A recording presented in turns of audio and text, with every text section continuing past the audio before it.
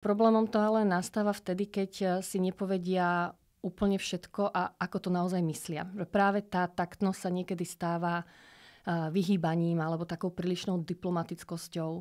Čiže nepoviem naozaj, čo si myslím. Ak som spolupracujúca, tak tie svoje veci dávam bokom a pomáham týmu, robím pre iných ľudí, za iných ľudí. A tí moji kolegovia to v podstate nevidia, lebo ja to robím s úsmevom na tvári, ale potom prídem domov neskôr, som unavený, frustrovaný alebo zostávam v práci dlho do večera.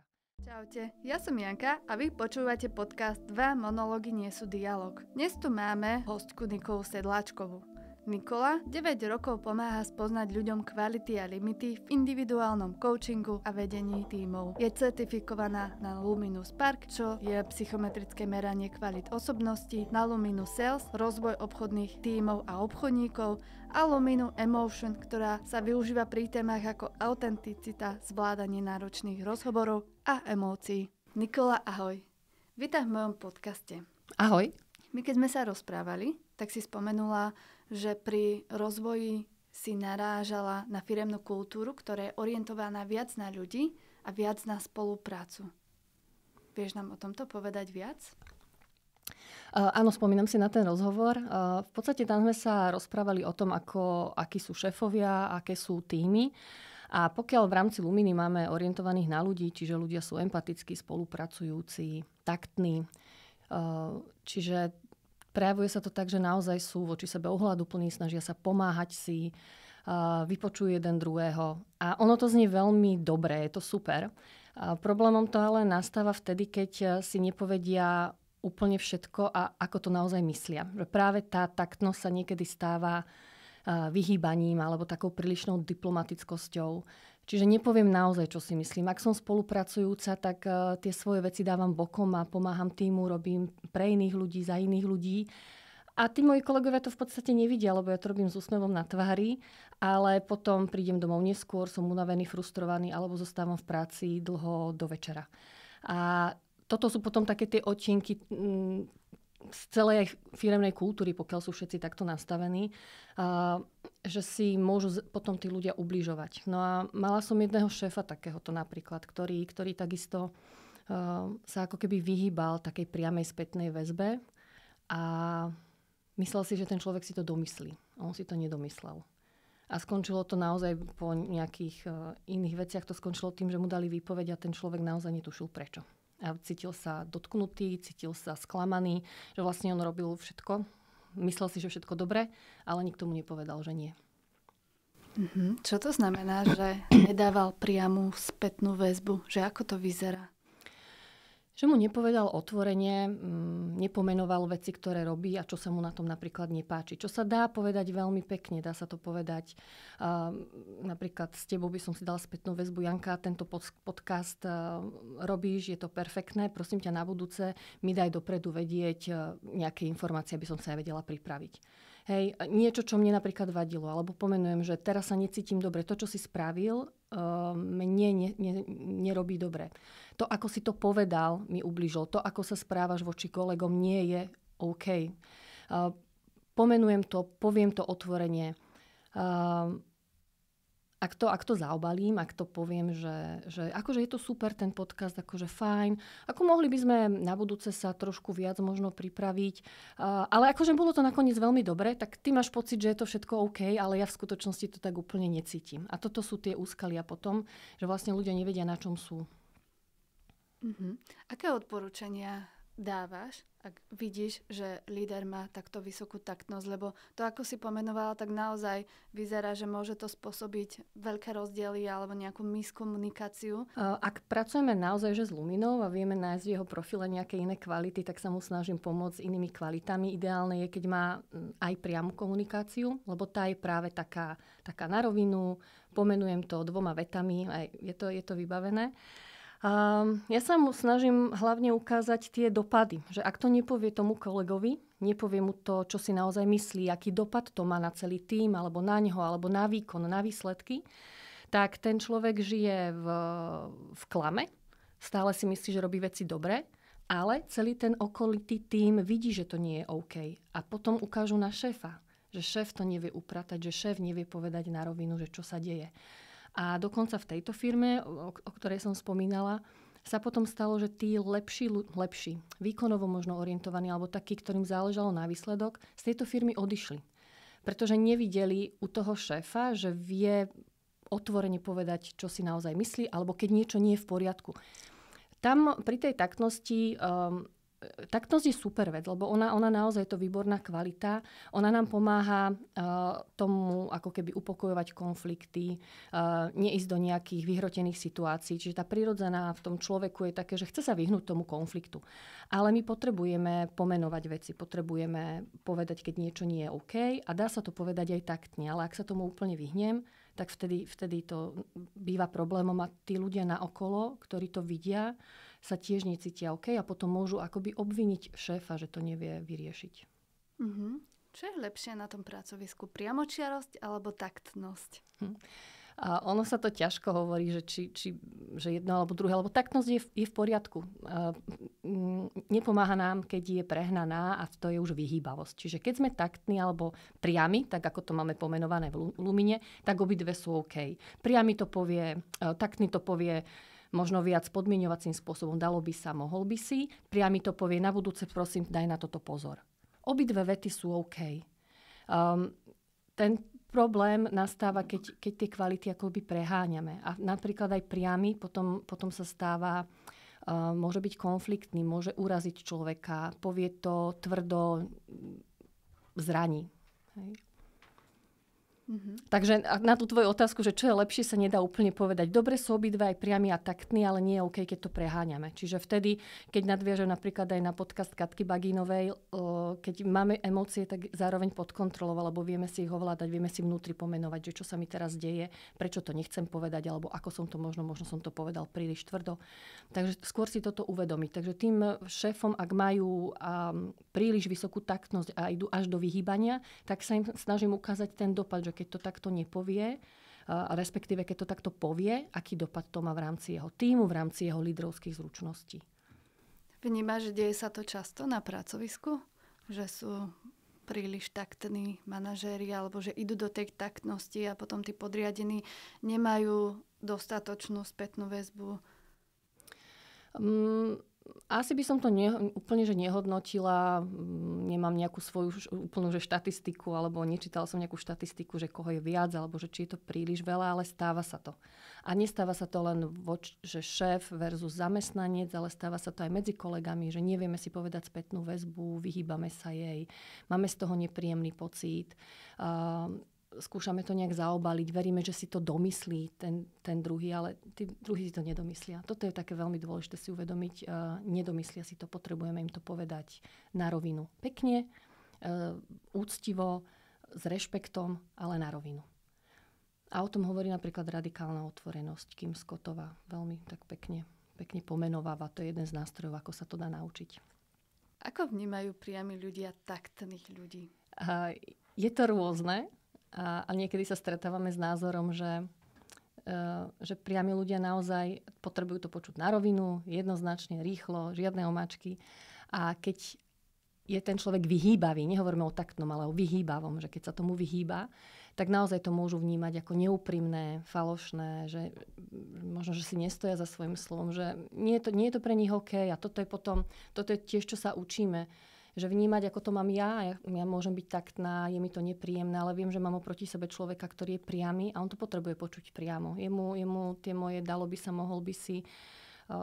Jemu to skracuje čas, on potrebuje za výsledkom, potrebuje to mať jednoznačne rýchle, tak treba sa aj takto naučiť komunikovať. Do tohto podcastu by sa rád aj zapojil môj priateľ, ktorý je s nami a vznikla mu otázka, keď sme rozprávali o priamočiarosti a taktnosti. On je vysoko priamočiary človek, tak ja ho teraz tuto pozývam k mikrofónu a prenechávam mu slovo a nech si to ujasní, že ako to vlastne je. Ja mám vo svojom profile veľa priamočiarosti a mám trochu problém pochopiť taktných ľudí. Mne sa tá taktnosť dá, že tam ten človek mi niečo zatajuje, že mi nechce povedať niečo napriamo a napríklad stane sa, že príde žena večer domov po práci, je unavená, chce sa mojkať, ale mi trochu smrdí. Že mohla by si dať sprchu. A teraz ja som priamočiary, aj to poviem. A nemyslím to v zlom, že chcem ju nejako dať dole alebo niečo také. A neviem si predstaviť, že čo ten taktný, že že ako by teda zareagoval a aká je vlastne ako keby výhoda tej taktnosti, alebo... No, to je taká celkom dobrá otázka, sama nad tým premýšľam. Ten prvý krok je, ako o tom rozmýšľa taktný a priamy. Ty si to pekne povedal, že ja ako priamy rozmýšľam tak, že akože ja sa nehnevám, ja jej to len chcem povedať, že by to bolo príjemnejšie, keby sa osprchuje. A taktný o tom bude premýšľať trochu dlhšie. A možno aj príliš dlho a potom sa stane vyhýbavý. Že tam je rozdiel v tom premýšľaní, že on uvažuje o tom, ako jej to poviem, aby sa neurazila, aké slová vyberiem. A ako by teda zareagoval taký človek? Lebo chce to povedať, Hej, chce tú komunikáciu áno, chce to dostať, povedať. aby to počula. Hej. A teraz, ako to povedať taktne? Taktne. A ja na toto nemám odpoveď. Pre mňa to automaticky padá do tej vyhýbavosti, že tak sa dám nejak, aby som ju necítil, alebo však chvíľu vydržím, potom sa aj tak už osprchuje, alebo... A to už je to vyhýbavé, áno. Toto je presne to vyhýbavé. Rozmýšľam, že ako by to formuloval. Asi by to tiež, že Zlatičko, dnes si mala asi ťažký deň, že? A čakal by možno, že... A utekala si za A utekala si. A možno áno.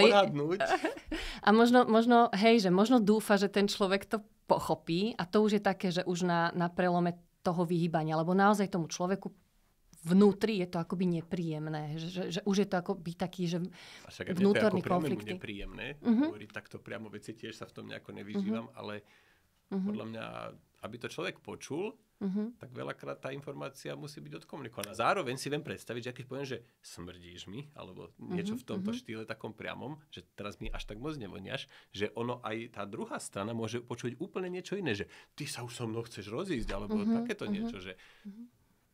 Áno, a toto sú presne tie miskomunikácie, alebo tie také domýšľanie, že my si potom domýšľame. Čiže výhoda priamej komunikácie a dokonca aj tej tvrdšej priamej je v tom, že ten človek vie, na čom je. Môže sa uraziť síce, môže mať z toho domnienky, ale vie, na čom je. Vie, že smrdí. A v tom taktnom to povedať, toto veľmi často riešime s topánkami vo výrobe a s ponožkami a podobne. Toto je možno, čo ten taktný rieši v hlave v prvom momente, že ako to povedať. Že vlastne on chce byť priamy, len niečo ho brzdí ako keby. Áno, a za mňa to je také, že to je tá vec, ktorú na tom neviem tak keby poňať, že teda aj on to chce povedať napriamo. Len nechce uraziť, čo ja tiež nechcem uraziť a preto tam možno poviem aj to, že nemyslím to vzlom, alebo... Tuto teraz trošku premýšľam, že či už nejdeme aj do empatie logiky. Neviem, čo máš ty v profile, ale už je z toho vysokú logiku. Lebo tá logika mi pomáha zasa v tom, a to je tá kombinácia pekná, že tá logika mi pomáha v tom, že veď ja ťa nechcem uraziť, ja len chcem, aby si vedela, hej, že ako to je.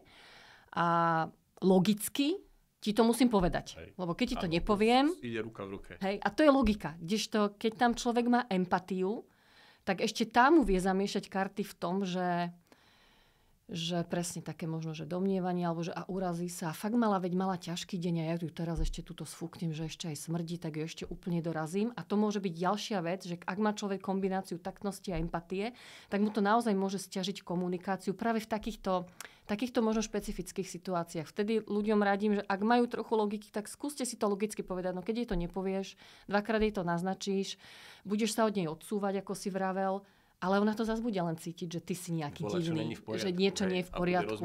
Že... Napadá ťa ako? Povedz. Ja vnímam, ale nahrávate? Ja vnímam ten rozdiel v tom, že taktný to tiež povie, ale zdôrazní tam to, že beriem ohľad na teba, ako sa cítiš. Čiže by som povedal, že nechcem sa ťa dotknúť a riešim to preto a preto, hej. Čiže tá komunikácia vedie na strane toho zeleného, toho taktného tým, že harmónia a ohľad na toho druhého, kdežto čisto priamy, bez taktného, potrebuje, aby bolo povedané to, čo je otvorenosť, transparentnosť, hej. Potrebujem, aby sa veci pomenovali tak, aké sú a aj to očakávam od druhých, hej. Ten zelený to tiež v tom zdravom ponímaní efektívnom vie pomenovať, ale povie to takým spôsobom, aby ošetril toho druhého. To už ako to ten druhý zabere, to je druhá vec, hej, ale povie to s ohľadom na toho druhého. Čiže nepovie to, že vieš čo, smrdíš, chod sa ospršiť. To je čistá priama. Čiže ak to správne chápem, ak teda by som išiel do tej taktnosti, tej takej zdravej, že chcem to povedať, tak som povedal, že chápem, že máš ťažký deň za sebou. Záleží mi na tebe, áno, na našom vzťahu. Tak, záleží mi na tom. Chcem sa s tebou aj pomojkať teraz, ale by som ocenil, keby si predtým dala sprchu. Asi tak. A toto spĺňa teda taktnosť? Áno, že je tam takéto ocenenie, alebo prejavenie záujmu od toho druhého, že ošetrí. Teraz je priamo také trošku omáčky okolo toho, že hej, aby to nebolo, že tu máš, že smrdíš a rob si s tým volačo, ale že také, že ja ťa vnímam aj ako osobu a chápem, že teraz to není... Hej, vlastne to, čo som ja tam povedal na začiatku, že nemyslím to v zlom, tak toto nemyslím to v zlom povedať tými... Pre teba omáčkami. Áno, a to je ten kontrast v tom, že ten priamy to už vníma ako omáčku, ten taktný to naozaj ošetruje. Akoby, že záleží mi na tebe, záleží mi na našom vzťahu, chcem byť s tebou. Ale teraz by som ocenil, keby si dala sprchu, pomohlo by mi to.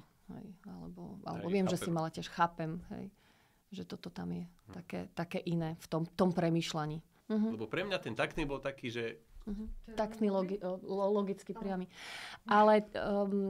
Áno, a vlastne naopak, že to, čo učíme logikou, priamých ľudí, že keď majú pocit, že toto riešim často, že šéf vie, že dobre, ja som priamy, ale mám tu nejakých kolegov, ktorí sú viac taktní a keď im to poviem jednoducho na rovinu, ja ich nechcem uraziť, nechcem im ublížiť, len to potrebujem objektívne pomenovať, takto, tak tí ľudia to nevždy poberú.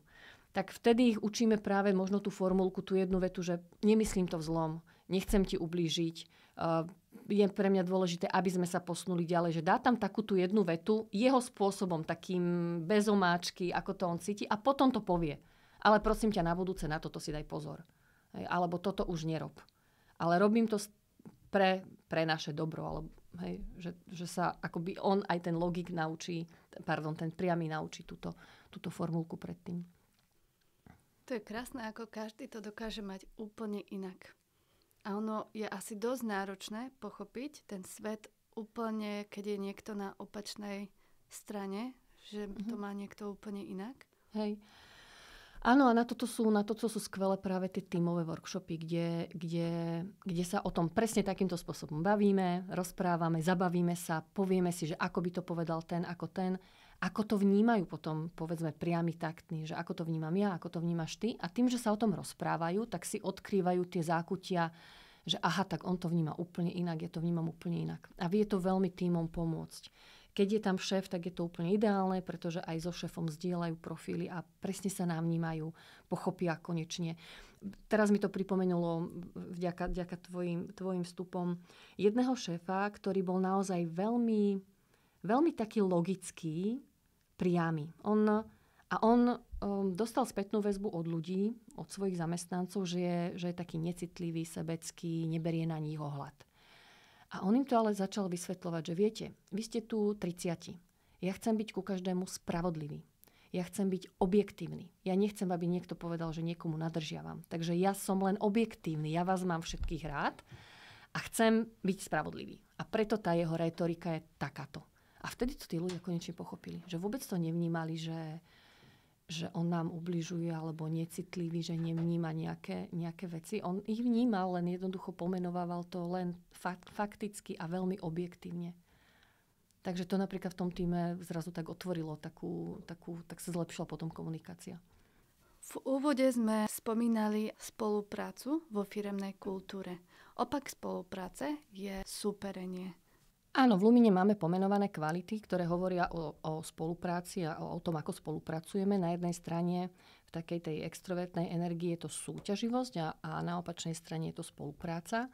A neznamená to, že súťaživí ľudia nevedia spolupracovať alebo spolupracujúci, že nemôžu mať v sebe nejakú dávku súťaživosti. A opäť obidve kvality sú OK, pretože súťaživosť je náš drive, vnútorný motor. Často je to o tom, že ľudia chcú súťažiť sami so sebou sa pretekajú, nejak sa hecujú vo vnútri a podávajú lepšie výsledky. Čo je super, lebo to potrebujeme, to firmy chcú mať lepšie výsledky, chcú sa posúvať, chcú ľudí, ktorí sa chcú zlepšovať. A spolupráca je zasa blízka ľuďom orientovaným. Na ľudí, ktorí naozaj radi zdieľajú, ktorí sú radi súčasťou tímu, radi spolupracujú, majú dobrý pocit z toho, že niekomu v niečom pomohli a teraz zasa niekto iný participuje na ich projekte, povedzme, čiže robia viac spolu. A obidva spôsoby sú OK, obidva vedú k výsledkom, každý trošičku iným spôsobom. Opäť nastáva akoby trošku nesúrodosť alebo nie dobré v tíme, dobrá atmosféra, keď súťaživý je príliš súťaživý. Hej, ide cez mŕtvoly, hovoríme. Kladie svoje osobné ciele vyššie alebo dáva im prednosť pred, povedzme, tímovými. Hej. Mala som takto šéfku jednej výroby v jednej firme, ona bola šéfka výroby a ona bola naozaj veľmi, veľmi súťaživá, prirodzene súťaživá. A ako firma sa potrebovali dopracovať nejakým výsledkom, ale ona vo výrobe si dala svoje výsledky. Dokonca najvyšší šéf jej vravel, že nemusí ich takto splniť, pretože okolnosti sa zmenili. Potrebovali spolupracovať ešte na iných veciach a ona žiadala kolegov, aby jej pomohli, ale každý potreboval aj iné veci robiť, mali trošku inak nastavené ciele. Tak ona povedala, tak ak mi nepomôžete, ja to aj tak spravím sama. A toto vlastne spôsobilo, že ona síce tie výsledky dosiahla, tie svoje ciele, ktoré mala, ale vytvorilo to takú nepohodu v tíme a tí ostatní ľudia jej na budúce už nechceli úplne pomáhať, lebo si vraveli, že ja jej síce aj pomôžem, ale pomôžem jej neskôr, nie hneď teraz. A keď jej nepomôžem hneď teraz, ako to chce ona, tak ona to aj tak spraví sama. A toto potom bolo také ako keby nespolupracujúce a príliš súťaživé, príliš zamerané na jej výsledok, na jej oddelení, ale to, že to pre celú firmu možno neprinieslo k spoločnému výsledku, nič to už ako keby až tak netrápilo, alebo jej to nevadilo. Naopak spolupracujúci, ak je príliš spolupracujúci, tak to je, ako som vravela na začiatku, že ten človek často odkladá svoje veci bokom, že v prvom rade teda sa snaží pomôcť ostatným, participovať na iných veciach a tie svoje priority odkladá bokom. Čo takisto nemusí byť pre šéfa alebo pre výsledok firmy dobré, pretože aj tie jeho výstupy je potrebné. Čo sa môže udiať, ak je vysoko spolupracujúci šéf a vysoko súťaživý podriadený? Takáto kombinácia. No ešte pokiaľ by boli len vysoko, tak stále, že nie sme v tom prehnanom móde, tak OK, neviem, že či sa pýtajú, že aj na tie prehnané. Ale čo sa mi napríklad stáva sa mi taká opačná kombinácia, že šéf je povedzme súťaživý a rád motivuje ľudí súťažou. Je to také prirodzené, že ja som súťaživá, ja sa hecujem, tak hecujem aj svoj tím. Poďme a táto firma, konkurencia robí toto, tak my poďme ešte lepšie, alebo toto oddelenie robilo tak poďme my ešte lepšie. Ak tam má súťaživých ľudí, tak ich to namotivuje. Ale ak tam má spolupracujúcich ľudí, tak presne táto retorika tých ľudí viac demotivuje ako motivuje. Že nemajú radi, oni nechcú súperiť s niekým, ale oni to chcú spraviť pre dobro firmy, chcú to spraviť pre ten náš spoločný výsledok a nie preto, že sa chcem s niekým pretekať. Čiže toto tam môže vznikať a v podstate aj potom v tej opačnej kombinácii, že ak niekto súťaživý, efektívne súťaživý, on sa rád aj pochváli, on je hrdý na ten svoj výsledok a pokiaľ to šéf, ako ja silne spolupracujúca, nechcem akoby niekoho preferovať, že niekto má väčší prínos, tak ako keby nepochválim toho človeka. A on to môže vnímať trošku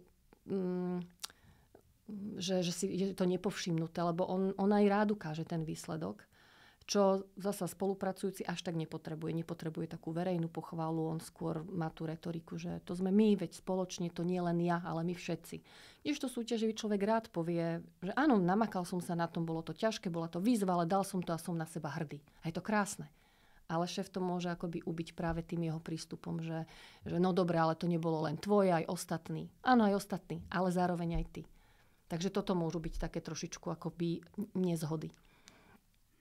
Napadá ťa ešte niečo k tejto téme? Možno v týchto kombináciách konkrétne, že zameraný na ľudí, zameraný na výsledok, to sú tie dva aspekty, ktoré sme teraz spomenovávali. Čiže na jednej strane možno priamy, logický, súťaživý, na druhej strane empatický, spolupracujúci, taktný.